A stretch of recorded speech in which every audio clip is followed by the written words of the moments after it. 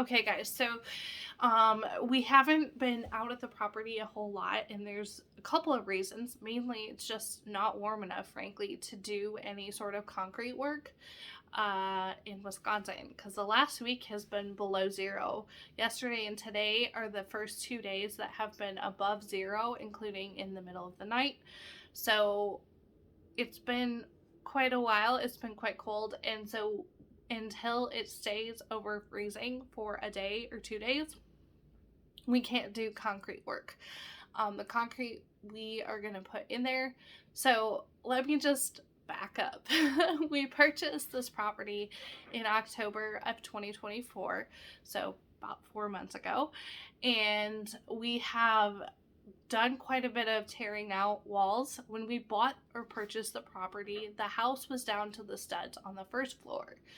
The previous owners did try to revamp or redo the second floor and actually put drywall in one or two of the bedrooms, but they didn't fix the roof that was leaking into the third bedroom on the second floor, which is super confusing to me why you would leave the and clearly it's been leaking for quite a few years because of the damage that's been done to the roof. You can tell that this is not like a new problem. So that is still a problem, and as soon as the weather warms up, we will deal with the roof. But the first thing that was detrimental to the home, more than the roof being kind of bad and leaking in one spot, is the fact that the sill plate on one side, actually two sides of the home, was completely disintegrated. It was dry rotted out. So it is not holding up anything. I am shocked that the house is still standing, to be honest, and the previous owners did not properly fix anything. They were trying to drywall right over all of these very detrimental problems. And it's interesting to me that you would not dig in, and maybe they didn't have the finances to do it. We don't really either, but at the same time, it's something that has to be done to preserve the home for years to come. You can't really not do this. Like, it's important. It needs to be done. So anyways, we dug into it, and I'm not trying to say that the previous owners did a bad job. I think they just really got in over their heads and did not realize the structural damage that was done to this home that needed to be fixed or revamped or restored in order to continue with the life of this house. So we have dug into all these problems, and we've opened cans of worms that we didn't even know were there when we purchased the property. We knew it was rough. Okay. So we're not at all surprised, and actually so far we've found no other problems than what we kind of expected. We knew something structurally was off with this side of the house because you could tell visually from the inside of the house. Like, you're staring at the floor and the floor goes like this, and then all of a sudden at the edge of the house it dips down. So, there's a problem, and it's obviously on the edge of the home. It's on the outside wall that the problem is at. So basically, I will describe this easily because I am one of those people that doesn't understand super technical stuff. And so the sill plate is the part that the wall sits on top of the foundation wall. So you have the sill plate, and then you have the up the wall joists. No, not joists. Are they joists? I don't think so. They're the studs. There you go. The studs for the wall go up from the sill plate. So basically, that is the base of wood that the studs sit on. So it's kind of important. And then the studs for the second floor, and the second floor, and then the second floor sits on top of that. So this is holding quite a load of the house on that foundation wall, which makes sense. It's holding up that side of the house. So as my husband lifted it up, I was doing other things while he was doing this whole project, which was super helpful because I get super nervous and super concerned about this sort of thing. It just makes me nervous because it's kind of a huge deal. Because if it doesn't go well, we kind of can't continue on with the home. Okay, so it's kind of nerve-wracking.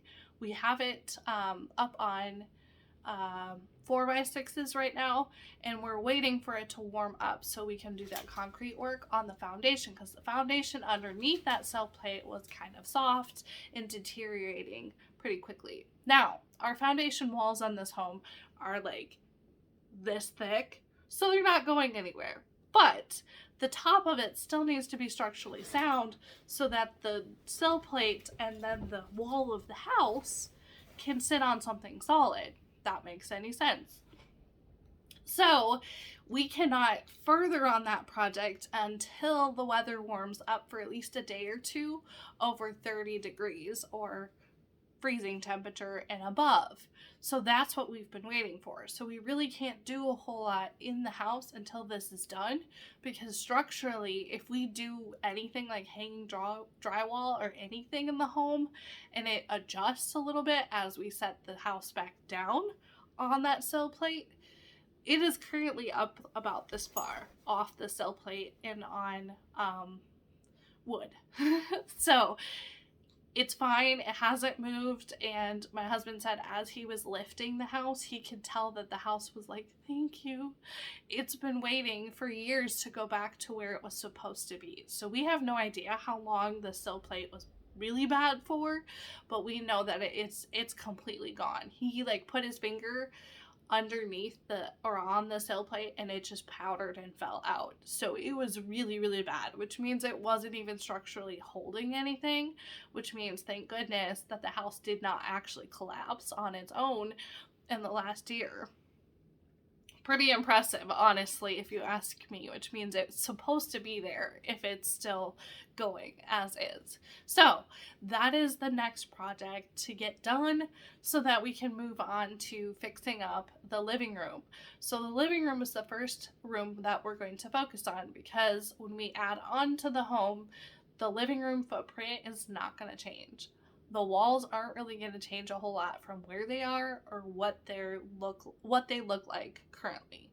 So it's not really a big deal for us to start with that room first and get that figured out and done. And then we're going to move forward to dealing with the kitchen, and the bathroom area are going to be the second, so that we can start living in the home. And we may start living in the home in the living room first, just so that we can start working on the upstairs and figure out the bedroom situation up there. So we are planning on adding on to the back of the home, because it's not quite as big as we want for our dream home. It's decent square footage. It is about the same as the house that we are currently in, but go big or go home, right? So we want to add on the back of the house in a few years when we get the finances to do so. So that is kind of our plan there.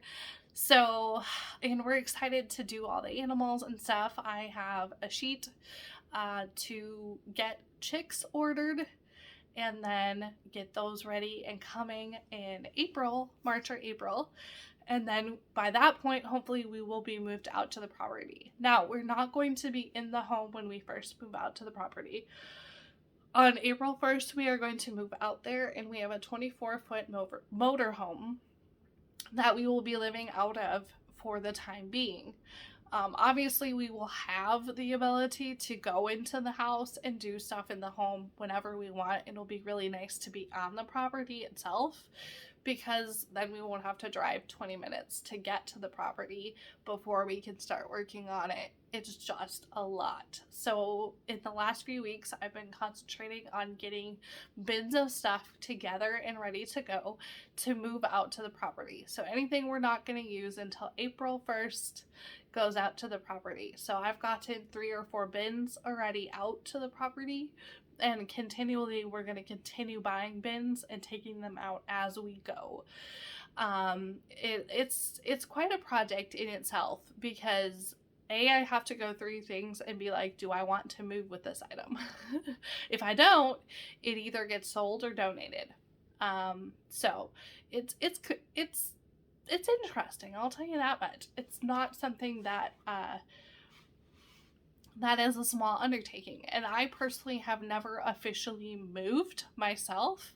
half of my belongings are still at my parents' house because I didn't want to bring all of my belongings to this current home because I knew this wasn't going to be our forever house. So I only moved in what was like necessities to have here. So I still have a lot of things at my parents' house. If you don't know, we got married in April of last year as well. I don't have to say last year yet, but I started saying that just to get used to it. So I still haven't moved all of my furniture and stuff into this home. Some of it I have, but not a ton, because I just didn't want to overclutter this house and not have enough space when we go to move stuff. So yeah, it's a whole lot of, I know it's a lot, but it's definitely a lot of work. Like, we signed up for a lot of work and we know that.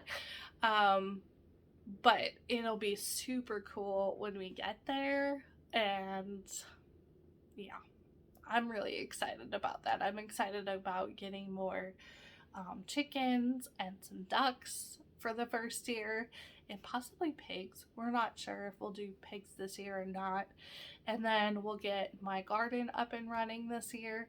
So we were gonna do raised gardens, but we're talking about maybe just doing in-ground gardening this year, because it's, one, a lot cheaper, and two, it's a little bit more reasonable, I think, for the first year to just simplify it and not put all the stress and stuff into that, because we'll have plenty to do on the house itself to keep us busy, besides having to set up a raised bed garden the first year in. So